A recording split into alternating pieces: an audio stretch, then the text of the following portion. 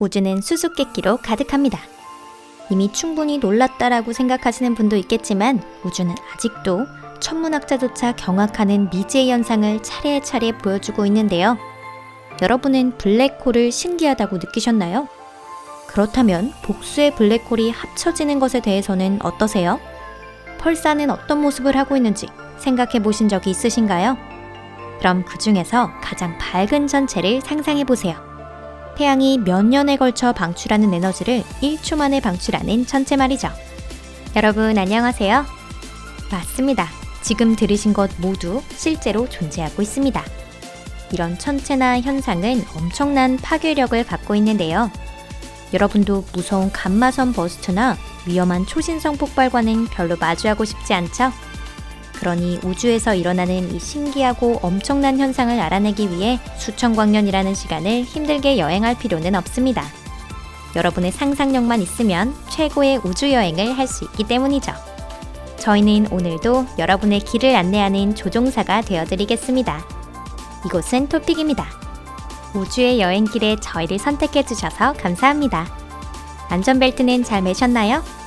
그럼 출발해 보겠습니다.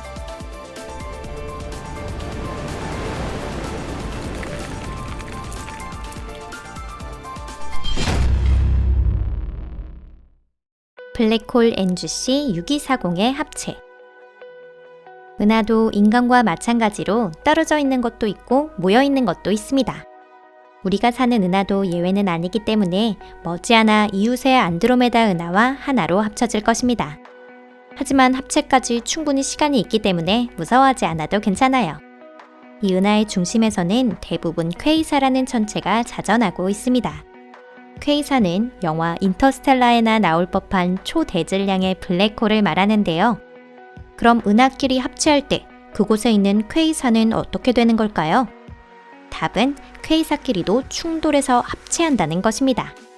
여행은 함께라는 말도 있지만 정말 블랙홀에게도 해당되는 이야기였네요.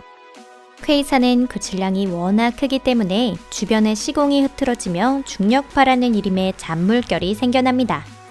중력파는 2015년 처음 검출됐는데 이런 파괴력이 높은 현상은 우주에서 비교적 흔한 일입니다.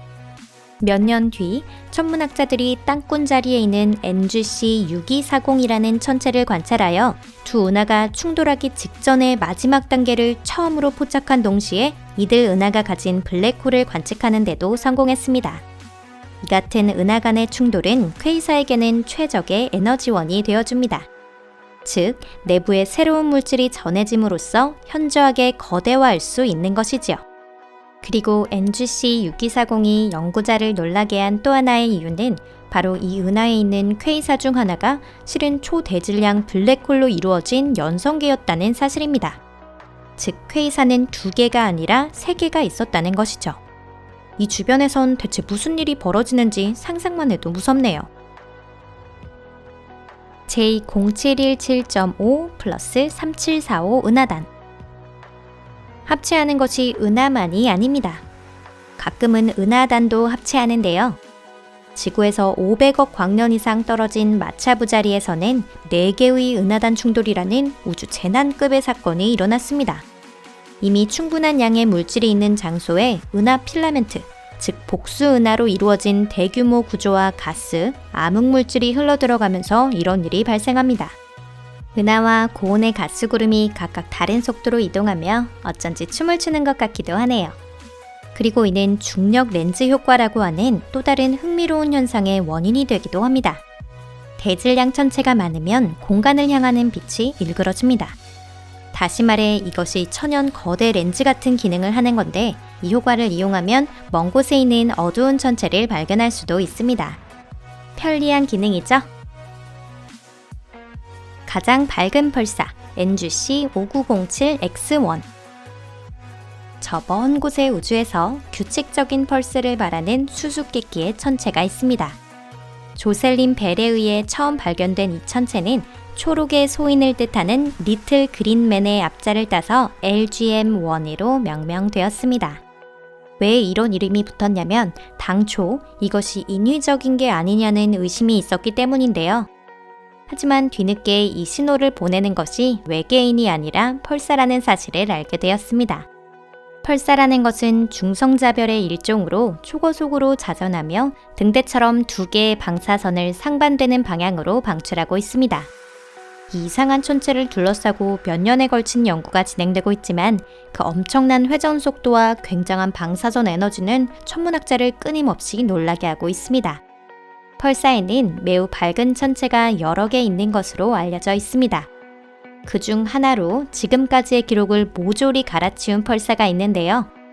지구에서 5천만 광년 거리에 있는 용자리의 NGC 5907X1이 바로 그것입니다.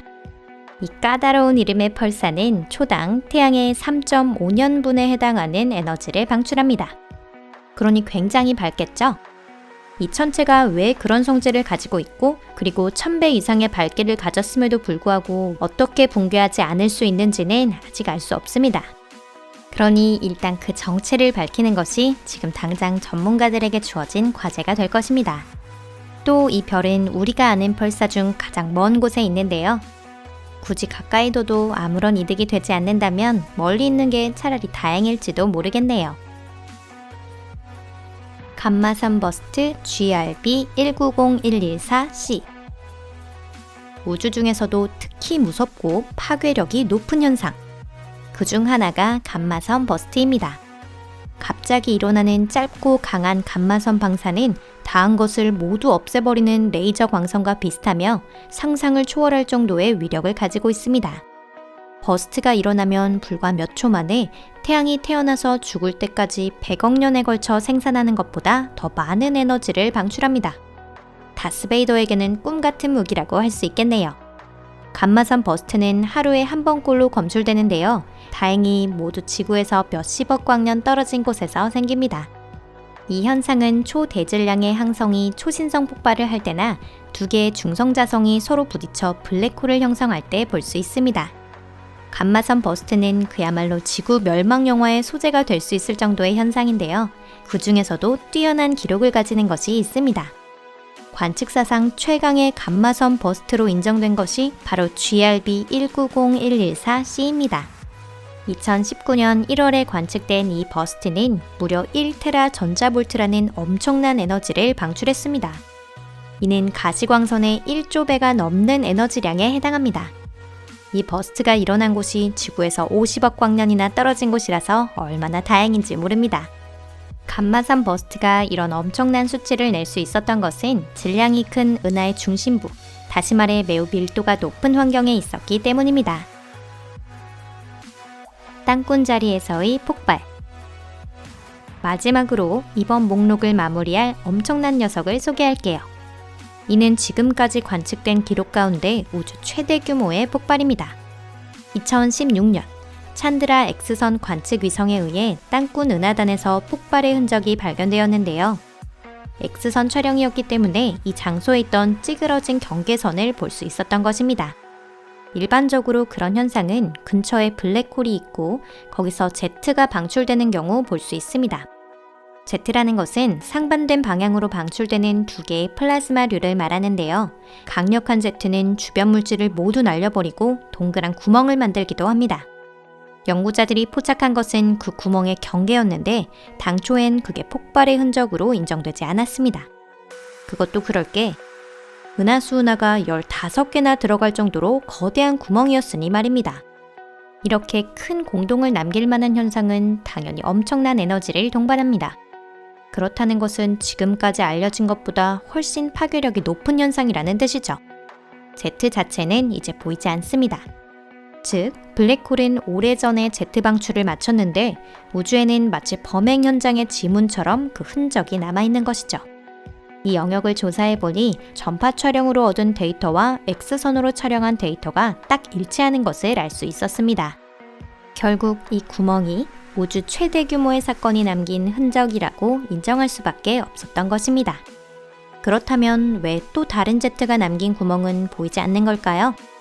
그리고 왜 이 버스트만 유난히 컸을까요? 이런 의문은 아직도 풀리지 않고 있습니다. 그러니 과학자들 사이에서는 앞으로도 한동안 산더미 같은 과제가 쌓여 있을 것입니다. 오늘 영상은 여기까지입니다. 시청해주셔서 감사합니다. 저희의 하늘 여행은 이것으로 끝입니다. 여러분을 무사히 댁으로 보내드릴 수 있어서 다행입니다. 게다가 이런 엄청난 일이 지구에서 멀리 떨어진 우주 어딘가에서 벌어지고 있다는 것을 정말 다행이라고 생각합니다. 이 기쁨을 공유하고 싶으시다면 좋아요를 눌러주세요. 언제나 저희에게 힘이 됩니다. 다음 영상도 또 방문해주세요. 그럼 다음 영상에서 뵙겠습니다. 안녕히 계세요.